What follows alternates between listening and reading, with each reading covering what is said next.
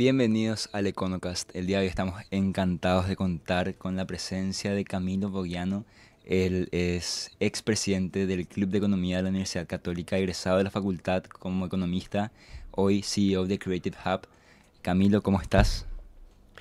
Muy buenos días a todos. Muchísimas gracias por la invitación al Club de Economía. Realmente me siento yo muy honrado de poder regresar a esta casa. Me siento sumamente en casa. Ajá. Me trae mucha nostalgia volver a caminar por esos pasillos, ¿no? De lo que era el inicio de la Econocast. Y bueno, espero que pueda aportar conocimiento, que podamos tener una buena charla. Y bueno, muchísimas gracias y felicidades por esto. A los que nos están escuchando, yo quiero comentarles que quien empezó con el Econocast mismo fue Camilo. Así mismo. Entonces, para nosotros es un placer tenerte acá, escucharte y aprender contigo sobre tu camino, sobre lo que fue eh, empezar con el club, la carrera, después emprender y en un sector tan desafiante como el que estás emprendiendo. Pero en ese sentido quiero decirte que sos un ejemplo de que se puede emprender desde muy joven, Ujú. inclusive saliendo un poquito antes de salir de la facultad, con la tesis ya ahí con un ojo y con el otro ojo ya pensando en qué emprender. Así mismo. Entonces, ¿cómo empezó tu camino? Bueno, mira, como saben, estudié economía, ok. En su momento, en 2021, fui presidente del Clube de Economía. Foi um desafio que eu tomei em um momento e um contexto muito desafiador, porque, bueno, era pós-pandemia, o sea, estávamos muito em um contexto pandêmico todavía en su entonces, ¿no? Era todavía muy incipiente lo que era el tema del COVID, ¿no? Ujú. Entonces había un gran desafío que era, bueno, anteriormente las actividades del Club de Economía, como hoy se dan de cierta manera, hay mucha presencialidad, hay muchos eventos, hay muchas actividades, esto que me estaban comentando de las visitas técnicas, ¿no? Y cómo uno desarrolla esto, cómo uno hace gestión en plena pandemia, donde Claro. todos tienen que estar aislados desde su casa. Entonces, bueno, se vino una gran pregunta que era, bueno, ¿cómo yo llevo conocimiento, cómo yo muevo esta gestión con el club en este contexto, ¿no? Entonces, yo siempre tuve mucha referencia de Brasil, de Estados Unidos, del mercado de afuera, y algo que ya lo veía mucho y era súper, o sea, ya existía bastante, era el tema del podcast, Ajá. el tema de grabar, entrevistar, y yo sentía mucho una carencia de contenido de valor acá en Paraguay. Yo sentía una carencia de poder escuchar, mira, a mí siempre me encantó el contexto económico, el contexto empresarial, poder inspirarme y tener referencias. Ujú. Yo creo que para todo profesional siempre es muy importante y fundamental tener referencias, a quien admirar, a quien por espejar de cierta manera, ¿no? Y acá en Paraguay yo me di cuenta que había gente muy capa, gente muy crack, gente impresionante como profesional, como persona, pero que nadie compartía su historia, su trayectoria, su conocimiento. Exactamente. Entonces yo sentí que era el timing perfecto para poder desarrollar lo que era el Econocast, ¿no? Entonces, realmente en el transcurrir de lo que fueron cada edición que logramos, me di cuenta que había gente muy interesante. Entonces, bueno, solamente hago esta anécdota, ¿no? De cómo Sí, fue los inicios del Econocast. Y bueno, de ahí vinieron, ya están llegando a casi 100 ediciones, me comentaron. sí, sí. Y bien, bueno, hablando un poquito de mi trayectoria, vengo de base de conocimiento de economía, estudié la carrera porque justamente siempre me generaba la pregunta que era, ¿por qué una economía como Paraguay? Que un país como Paraguay, que tiene probablemente una población grande, que tiene un determinado contexto productivo, tiene tierras, tiene todo lo que un país como Luxemburgo, como Finlandia tiene de recursos para poder también prosperar. ¿Y por qué no? Porque algunos países se desarrollan más que otros. Era una pregunta que yo siempre me hacía y esto me llevó, obviamente, a investigar lo macro, lo micro y querer entender de mercados y querer Ajá. conocer las industrias, entender que una economía se conforma por diferentes industrias. Sí. Y esto, de cierta manera, se conecta mucho con lo que viene de mi carrera emprendedora, ¿no? Con lo que viene posteriormente a ser Creative Hub, que, bueno, Creative Hub nace dentro, o sea, como un embrión dentro de un grupo llamado Innovatis Group, que Ajá. es una holding con diferentes empresas. Es decir, yo no simplemente fundé a Creative Hub en 2020, sino que arranqué también con Innovatis, que es una empresa que tenía ramas básicamente fundamentadas en tecnología. Es decir, tenemos una software factory, un equipo de desarrollo de aplicaciones, sistemas, ¿no? De desarrollo. Sí. Teníamos lo que hacemos consultoría del sistema SAP, implementación del sistema ERP de gestión para empresas de SAP. Importamos marcas de tecnología, de domótica, automación. Y Creative Hub era una pata que era la parte de marketing y de comunicación de todas las unidades. Wow. ¿Verdad?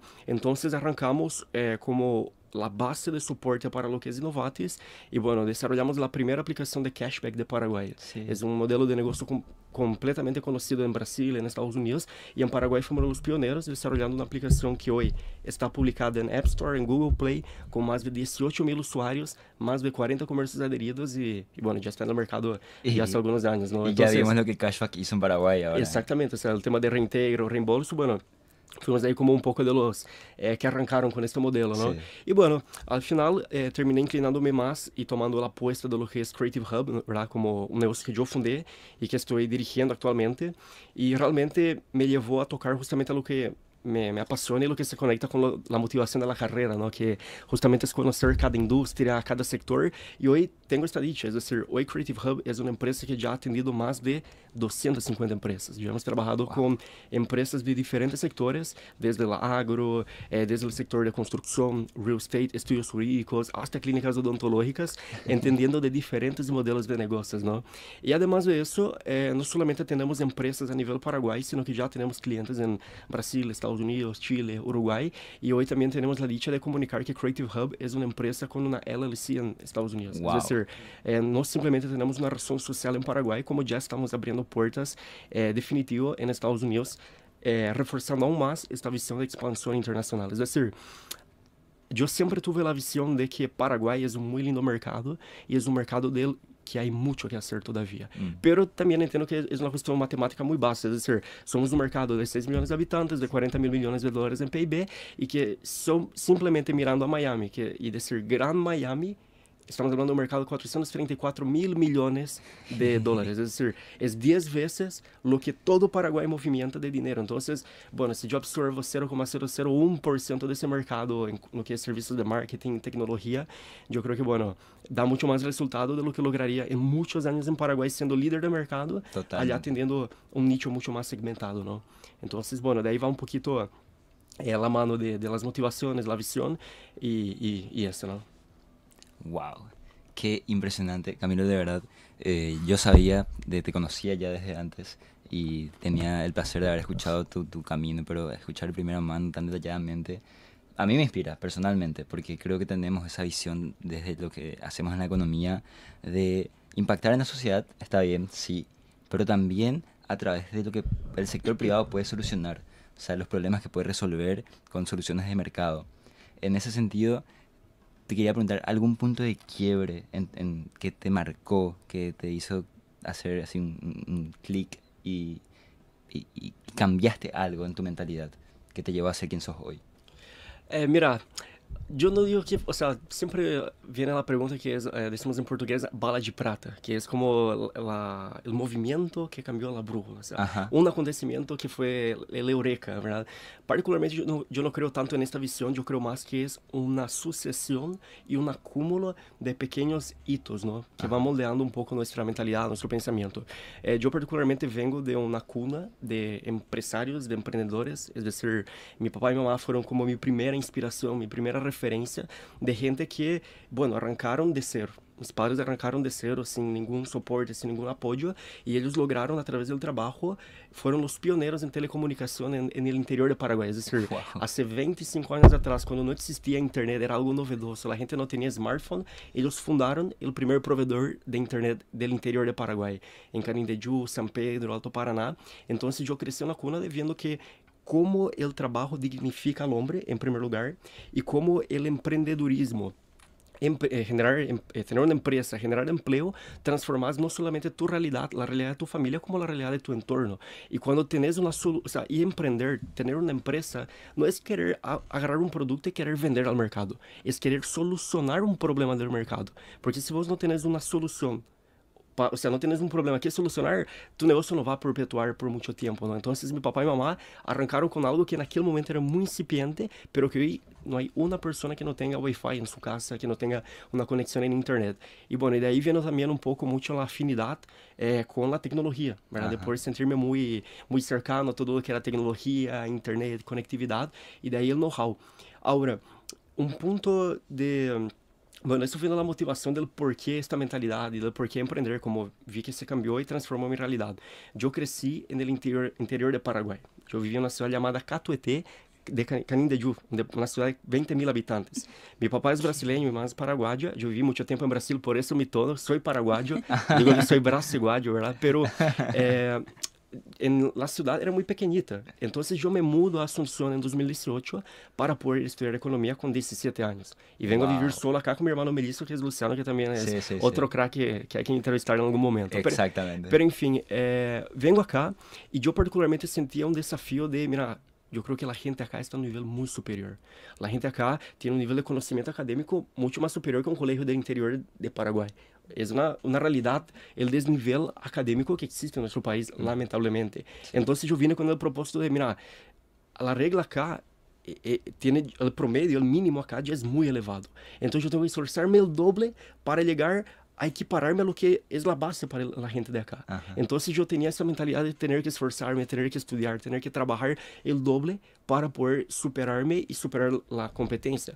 Aí, bueno, modéstia à parte, eu descobri algo que o mercado não é tão competitivo como parecia ser. É decir, acá digo algo a todos os jóvenes que escuchan, ¿verdad? A todos os estudiantes que haciendo lo básico não é hacer lo mínimo, hacer lo básico, ser puntual, cumprir com tu palavra, ser criterioso, ser ético, ser correcto, já te diferencias del 90% do mercado, porque muitas vezes o profissional mediocre, que é a média, no cumple con esos estándares que son básicos para la exigencia del mercado. Entonces, me di cuenta que, bueno, destacarse del mercado, diferenciar no era tan difícil así. Ahora, y por eso, bueno, creo que Paraguay quedó chico y ahora yo miro afuera, Estados Unidos, a Europa, ¿no? Buenísimo, buenísimo.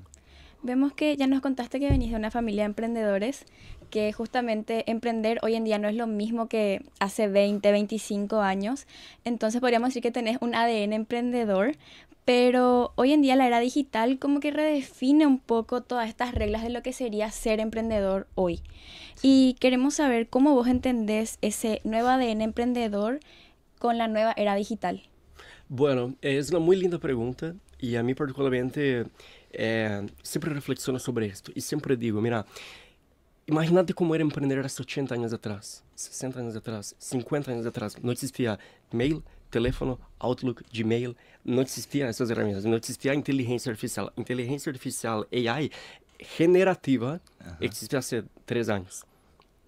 A inteligência artificial por si sola já existia há muito tempo, pero agora o ser humano, o sea, nosotros, tenemos la posibilidad, o sea, se democratizó de alguna manera por crear con el AI, tocar y generar con el AI. Pero, a lo que quiero llegar, imagínate 80 años atrás como era la vida de un empresario. Como um empresário atendia e controlava distintas sucursales, como um empresário abria uma filial de Coca-Cola em outro país, registro de marca, patente, etc. O sea, era um desafio muito mais grande. Então, eu sempre digo, estamos em uma geração jamás vistas fácil de emprender no mundo. É decir, estamos no momento mais fácil de emprender. Está democratizado o conteúdo. Qualquer pessoa que tenha acesso mínimo à internet, a um celular, pode descargar ChatGPT de maneira gratuita, pode ter acesso a Google, investigar e conhecer sobre distintos modelos de negócios. ¿No? Sí. Entonces ya no hay una barrera. Yo siento que la barrera de entrada al mercado quedó mucho más baja. Es decir, cualquier persona que tenga una buena idea puede inserirse en el mercado con mucho más facilidad que era anteriormente. Es decir, yo creo que la posibilidad, y esto también viene mucho con los desafíos económicos y socioeconómicos que enfrenta nuestro país, que es romper la barrera y poder o sea, escalar económicamente, ascender económicamente en su realidad, ¿no? Es decir, uno vivía en el interior sin acceso a internet, ¿cuál es la chance de que pueda cambiar su realidad en el sector rural? Hoy, una persona que vive, yo por ejemplo, del interior de Paraguay, obviamente, en una ciudad desarrollada, del agro, etcétera, pero igual, alejado de todo lo que es el polo comercial, polo empresarial de Paraguay, en Asunción, Ciudad del Este, ¿no? Pero lo que quiero llegar es que yo tenía esa información, yo podía investigar, pero por cuenta propia, pero tenía. Ahora, viene un gran desafío porque yo siempre digo, acá hay onos y bonos. todas las cosas tienen sus pros y contras, ¿verdad? Ajá. Entonces, obviamente, el desarrollo tecnológico viene a democratizar, viene a facilitar, a dinamizar y exigir una palabra clave que es eficiencia. Wow. Es decir, el mercado exige eficiencia. O sea, los empresarios se dieron cuenta, mira, yo puedo hacer mucho más con menos. Puedo abaratar mi costo, puedo incrementar mi margen. ¿Cómo? Con implementación de tecnología. Ese es el objetivo. O sea, acá no es ser cool o implementar algo porque es la tendencia, no es lograr objetivos. ¿Ok? Sí. Entonces, un empresario que está en una silla importante se pregunta, mira, ¿por qué voy a tener en una sala 100 personas haciendo un trabajo operativo manual si puedo tener una tecnología, una persona que administre esto y reemplace y abarate mis costos? Entonces el mercado está mucho más exigente y el profesional que no se adapte va a tener un gran desafío. Es una tendencia también del mercado y es algo que ya se está saliendo en muchas investigaciones, ¿no? McKinsey, Ernst Young, todo están publicando de que la tendencia es de que los trabajos manuales vengan a ser mejor remunerados a que trabajos intelectuales. Es decir, es muy probable que un albañil en Estados Unidos o alguien que trabaja en una plataforma petrolífera gane $15,000 enquanto una persona que hace un trabajo operativo de auxiliar venga a ganar un salario ínfimo, ser reemplazado directamente. Es una realidad. Entonces el mercado, los jóvenes, tienen que estar muy atentos a lo que es este cambio, ¿no? Resumiendo, estamos con una era mucho más fácil de emprender, pero mucho más exigente. Ajá. Y el mercado es mucho más dinámico, porque solamente para complementar, imagínense que hace 80 años, como había dicho, o 500 años atrás, las innovaciones se daban, los saltos de innovaciones se daban a cada 80 años, 100 años, 60 años para que algo wow suceda.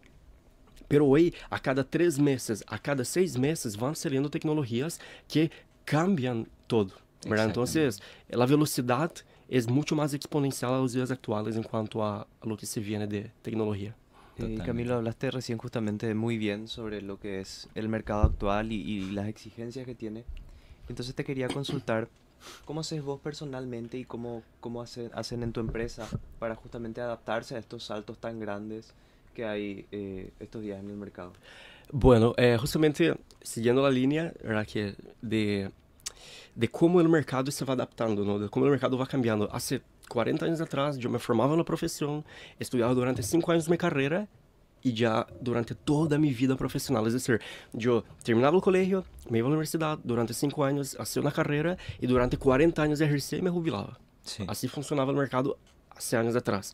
Terminó ya, no existe más eso. Es decir, hoy vos estudias tu carrera, en 5 años terminás, salís del mercado laboral, en 2, 3 años el mercado va a cambiar y vos ya tenés que actualizarte, tienes que hacer una especialización y tienes que validar porque de repente tu carrera va a quedar obsoleta. O sea, así funciona el mercado hoy.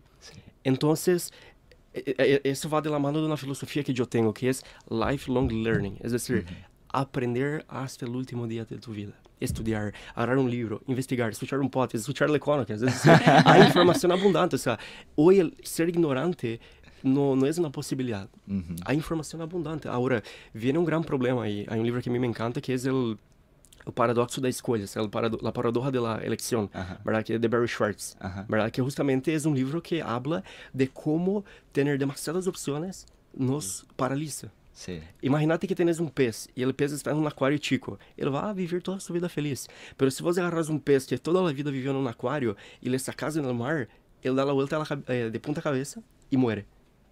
¿En serio? Porque se paraliza, o sea, pierde el norte y muere. Okay. Essa é uma citação que menciona no livro, uma investigação que foi realizada. Okay. O sea, ustedes abren hoy Netflix y tienen 1000 películas para ver y pasan más tiempo buscando qué película ver a que viendo una película. Anteriormente prendías la televisión, lo que estaba pasando era lo que veían. Claro, no tenías opción. Exacto. Entonces también eso es un desafío en el mercado porque hay tantas opciones, hay tantos lados a que apuntar que mi pregunta es, ¿a dónde voy como profesional? ¿Cuál es mi lugar en el mercado? Y eso paraliza. Y ahí caemos en una crítica que tengo hacia la generación nueva, que es el ni.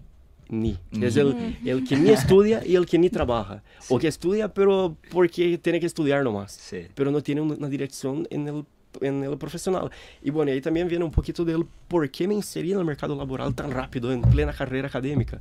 Porque yo sentía que el complemento laboral es algo clave. Sí. Es decir, uno sale de una formación de una buena universidad, hace un buen masterado, pero entra con 26 años al mercado, perdão, pero hay alguien que ya arrancó hace 7 años atrás, 5 años atrás, y tiene mucha más experiencia, ¿verdad? Entonces también es ser realistas en cuanto a lo que el mercado exige, porque Paraguay, lamentablemente, es un mercado donde yo conocí gente que estudió en muy buenas universidades, que fue becada por Becal, que fue afuera, llegó a Paraguay y le rechazaron por estar súper calificado para el puesto. Es decir, más calificado del puesto y decir, mira, sos un crack, tienes un excelente perfil, pero o sea, superas la exigencia del perfil.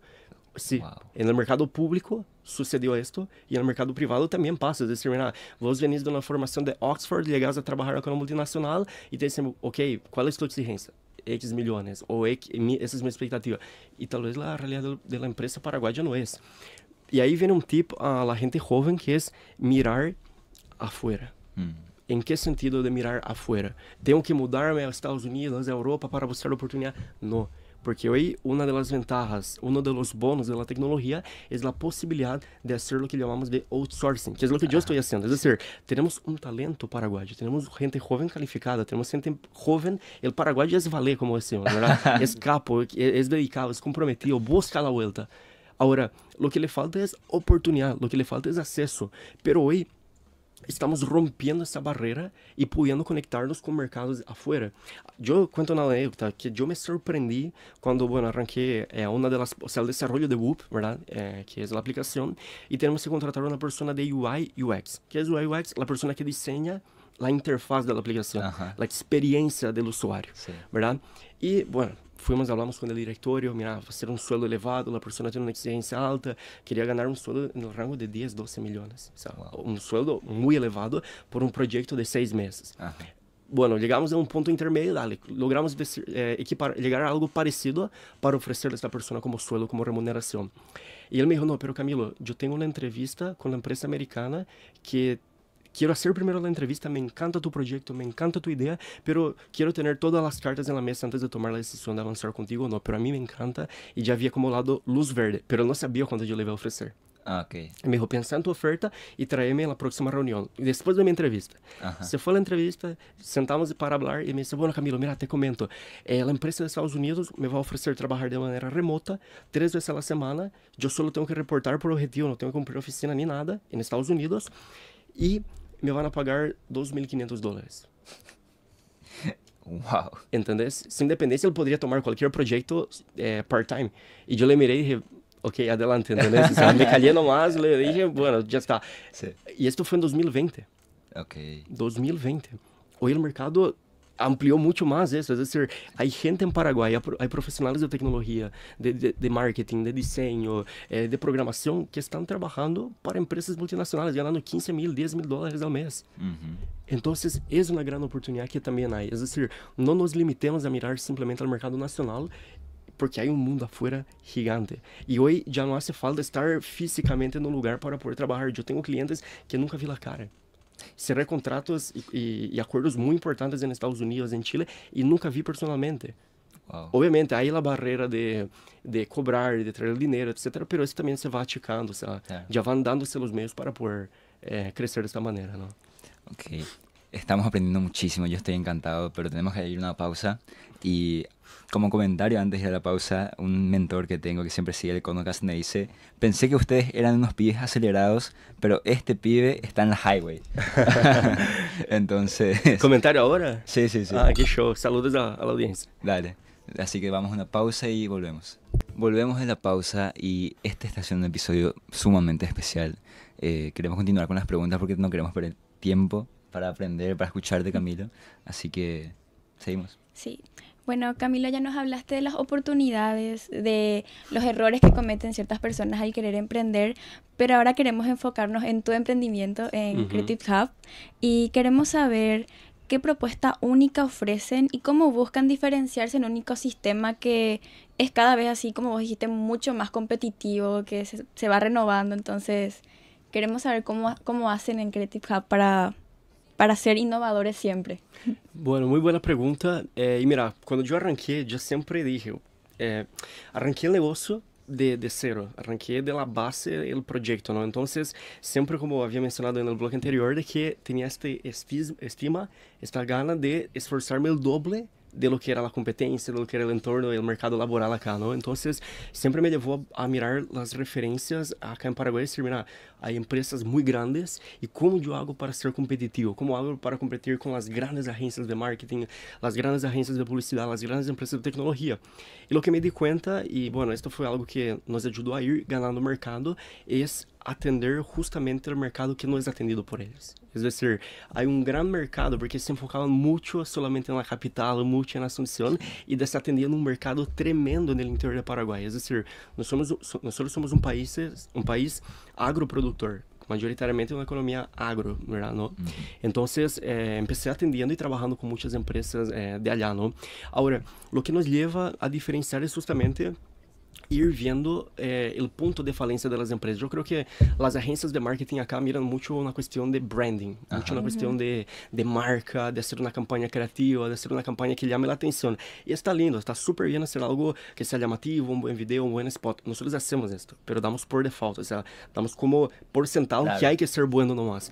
Pero somos muy orientados a resultados, es decir, somos muy orientados a generar resultado para los clientes, porque, mira, volviendo a los ejemplos de atrás, siempre vuelvo de atrás para adelante, ¿no? Sí. Hace 30 años atrás, 40 años atrás, no existía Meta, no existía Google. O sea, Google lanzó a partir de los 2090 aproximadamente, ¿no? Entonces no existía publicidad en los medios digitales, como conocemos actualmente. Es decir, hoy todos los días, o sea, la mayor parte de la inversión publicitaria en el mundo está en Meta y en Google. Sí. Son ambas las que concentran la mayor inversión. Pero anteriormente, ¿dónde estaba? Televisión, radio, en outdoors, ¿ok? Pero ahí el mercado fue cambiando, es decir, ya no está más, o sea, se distribuyó, ¿no? Pero ¿cuál es la diferencia? O sea, uno ponía una publicidad en un outdoor, en una publicidad out of home, pero no tenía cómo medir el impacto. Es decir, ¿cómo medís cuántas personas vieron, te compraron por un cartel que gastaste 15 millones al mes sobre Mariscal López? No hay cómo controlar. Claro. Sin embargo, uno puede medir exactamente cuántas personas vieron, hicieron clic, te mandaron un mensaje a través de una campaña de Meta, a través de una campaña de Google. Es decir, si vos sos una desarrolladora inmobiliaria y quieres vender un departamento en Paraguay para una inversión en Bolivia, yo puedo hacer con que llegue un enlace de tu página web diciendo inversión en Paraguay, ¿verdad? Si una persona busca invertir en Paraguay, que lo primero que salga sea tu página. Entonces, llegas al público que tiene una intención de compra. En primer lugar, puedes medir cuántas personas cliquearon, cuántas personas entraron en tu página web y completaron un formulario para contactarte. Y llegar a cualquier lugar del mundo, porque si yo pongo un outdoor en Mariscal López, yo llego y solamente me conecto con la gente que está en Mariscal López. Ahora, si yo pongo una publicidad en Google direccionada para Bolivia, estoy captando todo el mercado de los bolivianos que quieren salir de Bolivia, que quieren invertir en otro país porque su moneda de su país está muy complicada, y capto una gran oportunidad. Entonces, ese es el diferencial nuestro, o sea, es mirar basado en los 4 pilares del marketing que siempre decimos, ¿verdad? Que es, no te sirve de nada tener el mejor producto si no tenés una buena ubicación, si nadie te ve. Entonces yo siempre digo, el primer pilar del tráfico es el primer pilar del marketing es el tráfico, es que te vean. Estar ubicado en un lugar donde la gente pasa. Y pongo un ejemplo, ¿por qué las empresas de autos ponen un showroom en un paseo de la galería, en Shopping del Sol? Exponen el auto en el medio del shopping, ¿verdad? ¿Por qué no tienen un local afuera? Porque están comprando tráfico, están comprando un flujo de personas que circulan por esta área con determinado poder adquisitivo, poder económico, hábitos de consumo, en una zona específica. ¿Ok? Claro. Pero de nada sirve tener el mejor punto si nadie entra en el auto para hacer un test drive, para preguntar, para cotizar. Claro. Entonces viene la segunda pata, el segundo pilar, que es el engagement, es la interacción, es interactuar con tu potencial consumidor. Y como las tiendas hacen eso, estoy traduciendo, haciendo una analogía de playa de autos, ¿verdad? Sí, que entran, cotizan, hacen un test drive, manejan, tocan el auto, o sea, wow, me llama la atención, probé tu producto, me gusta, las tiendas de ropa, probas la ropa, etcétera, ¿no? Y viene el tercer paso, que es clave, que es la conversión, es vender. O sea, de nada sirve tener el mejor punto, que el producto toque tu vehículo, toque tu ropa, le encante, pero no te compre. Claro. Y ahí viene el último, que es el más importante, pero que la gente se olvida, que es la retención. Es decir, es vender más para el mismo cliente. Porque siempre digo, es más fácil vender para quien ya te compró. Claro. Y la gente queda en el mercado, eso es algo que yo me di cuenta en el mercado paraguayo, que muchos quieren vender a nuevas personas, a más personas, pero descuidan su base de clientes. Es decir, Si yo tengo 100 clientes, una base de 100 clientes, Sí. y yo quiero vender a 10 personas nuevas todo el mes, pero yo pierdo 10 clientes todo el mes, yo estoy llenando un vaso agujereado. Porque siempre voy a estar cargando agua, pero siempre voy a estar perdiendo eficiencia. Entonces, bueno, resumiendo, somos orientados a estos 4 pilares, ¿no? Déjame tirarte un desafío. Te pongo un ejemplo porque, bueno, es el caso paraguayo. Vos mejor que nadie lo vas a saber, que es que la mayoría de las empresas en Paraguay son empresas familiares. Sí. Inclusive las grandes, las corporaciones más importantes seguramente. Ponele una empresa, un grupo familiar empresarial, 20 años en el mercado, ya consolidados, pero que no hacen marketing. Ujú. Pero cero, te digo. Claro. ¿Qué harías vos con ellos? ¿Qué les dirías? Mira, yo te digo que es el caso, o sea, no es la mayoría, realmente hay grupos empresariales, el mercado en sí ya se va comportando, inclinándose para eso, o sea, la nueva generación ya se va dando cuenta de que no es una opción. O sea, lo tienen que hacer, quieran o no quieran. O Sí. si no, van a quedar desfasados y para atrás en el mercado. Pero sí ya me tocó, bueno, en estos 5 años, hablar con inúmeras empresas, inúmeros emprendedores, dueños de negocios que están hace 40 años liderando un mercado, pero que nunca invirtieron. O sea, y justamente Creative arranca-se, porque mis primeros clientes fueron agroindustrias, empresas agroexportadoras que facturaban 10, 15, 20 millones de dólares al año, 80, 100 colaboradores, pero que no tenían un Facebook, no tenían una página web, no tenían un Instagram, te soy honesto. Pero cuando se dieron cuenta que tenían que tener en la pandemia. Claro. Por eso yo arranco en la pandemia, ¿verdad? Porque quedó evidente que Fue el yo no timing perfecto. yo no podría mandar mi vendedor, mi comercial a visitar mi cliente. Mi cliente no podía venir a mi showroom, a mi tienda para poder negociar granos. Entonces, ¿cómo yo sigo llegando, hablando del producto, llegando a mi consumidor? A través de internet, ¿verdad? Entonces, bueno, hablando del desafío que has mencionado, yo diría que es mapear cuáles son los puntos de contacto de la empresa con su cliente. Es decir, cómo el cliente llega a mí. ¿Es un vendedor? ¿Es una tienda física? ¿Es a través de un outdoor? ¿Cómo llega? ¿Verdad? ¿Cuál es el flujo? Nosotros siempre hablamos de hacer un draw flow, de dibujar un flujo de contacto con un cliente. ¿Es un call center que te llama a ofrecer un producto? Es entender esto. Muchos empresarios no saben cómo le llega al cliente. Piensa que abren una... Por ejemplo, famoso, hay una gomería en la ruta. El señor, lamentablemente, sin conocimiento, abre una gomería en cualquier lugar y piensa que... Y queda a la deriva. Aguarda que venga gente en la gomería. Ahora, Sí. imagínate si esta misma gomería pone en Google Maps, gomería 24 horas, el número de contacto, foto así linda de la gomería, de que tenemos cubierta, te hacemos cambios, no sé qué. Sí. O sea, pone toda la información. ¿Cuánta gente le anda en el medio de la ruta y ni se entera que hay una gomería cerca y tiene que ir mirando, pescando? Sí, ¿Verdad? sí. Entonces, me asusta mucho, ¿verdad? Tener un negocio y no tener lo que llamamos de ingresos predecibles. Incluso hay un libro muy bueno llamado de Aaron Ross, una persona que yo conocí personalmente, que escribió la fórmula que ayudó a Salesforce, es una empresa Sí, sí. billonaria en Estados Unidos de tecnología, Sí, sí. a facturar, o sea, a incrementar en más de 100 millones de dólares de ingresos anuales. ¿Verdad? Y él fue el que creó el método de ingresos predecibles. O sea, hoy ya no hay esto de abrir tu tienda y dejar que el viento sopla a tu favor. O sea, no funciona así. O sea, você necesita tener estrategias que ayuden a direccionar al consumidor a tu lugar. Wow. Y Camilo, ¿nos podrías comentar un poquitito cuáles son los proyectos actuales dentro de Creative Hub que más te entusiasman y más te llaman la atención? Bueno, hablando un poquito de lo que hacemos en Creative Hub, un poco de las áreas no principales, nosotros somos una empresa que ya ha desarrollado más de 200 proyectos webs a la fecha, o sea, ya hicimos más de 200 páginas en estos años.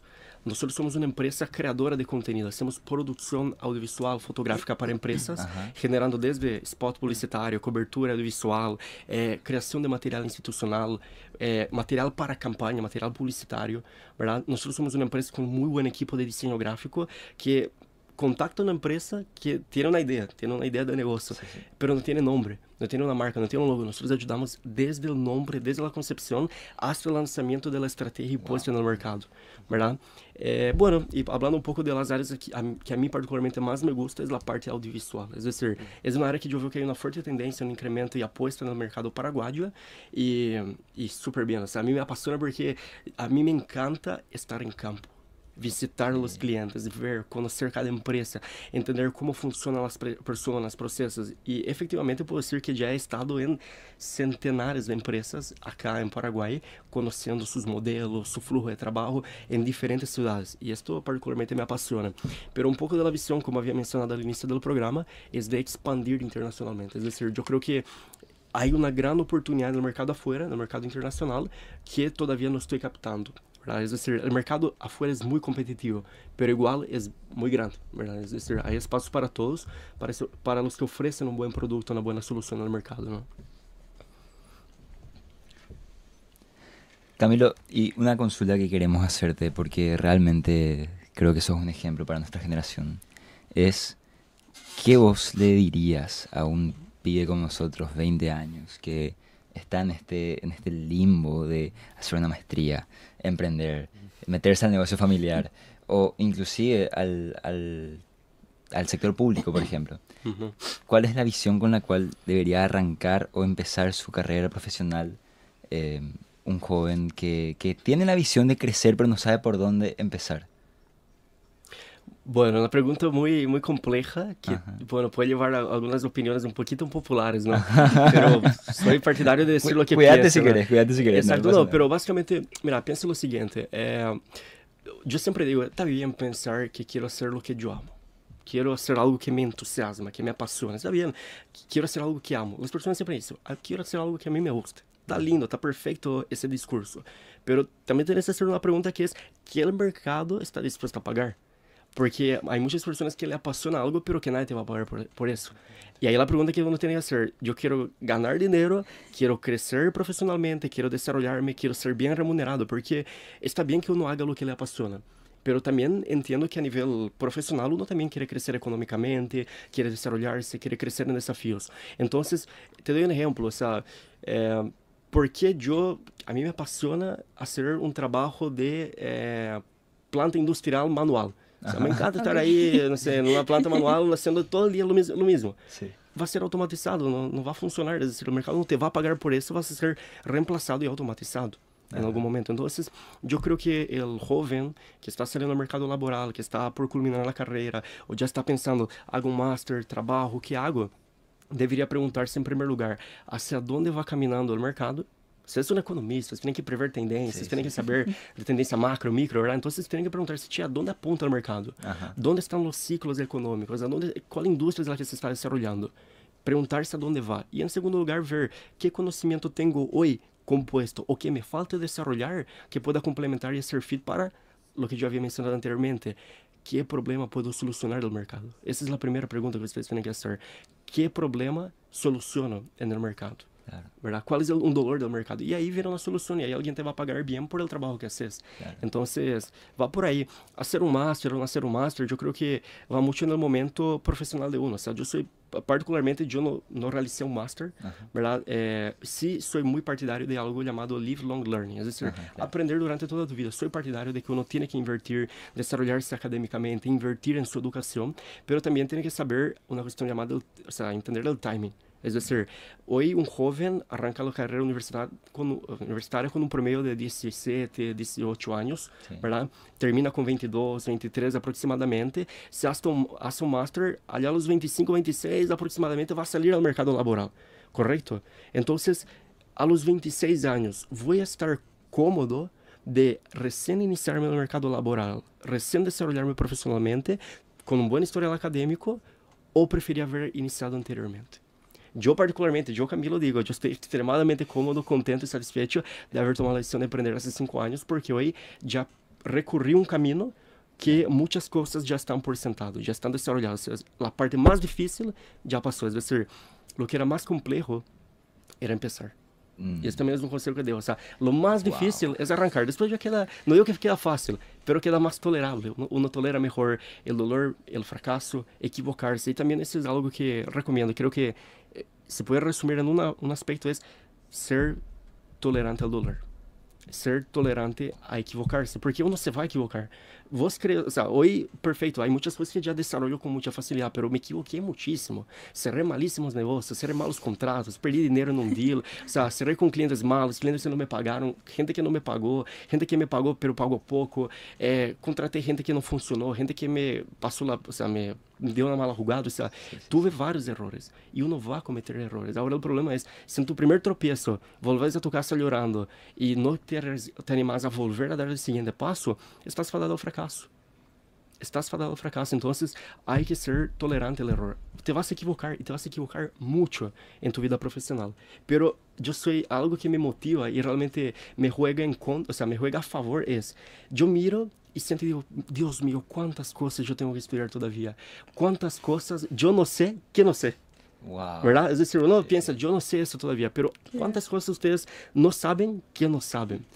Y yo me pregunto, wow, hay tantas cosas que yo tengo que estudiar, que tengo que actualizarme, pero digo, es justamente ese es el motor que me motiva. Porque yo digo, si sabiendo, entre comillas, tan poco, si no teniendo tanto conocimiento, de igual manera yo pude ir progresando, ir caminando de maneira empírica, imagínate se eu invierto fuerte em minha educação, em minha capacitação, em rodear-me de boas pessoas. Que isso também é uma parte muito clara que amerita muito, ter boas amistades, ter bom entorno, saber com quem rodear-se, verdade? Que ajuda também, verdade? Então, esto me motiva mucho, saber que puedo aprender más, que puedo capacitarme, que la información es abundante y con esta absorción de conocimiento puedo desarrollarme mucho más, ¿no? Hablábamos también sobre referentes, bueno, hablaste de muchos libros también que ya tomo como recomendaciones, pero en el punto de los referentes, algo que a mí personalmente me ayudó muchísimo también en este proceso, que ya estamos en tercer año de carrera, es seguir personas que te puedan de verdad aportar no solamente conocimiento, pero inspiración. ¿Y quiénes fueron tus referentes hasta acá? ¿Quiénes son las personas que vos mirás y decís, me gustaría ser así como él en esto, o en determinados sectores?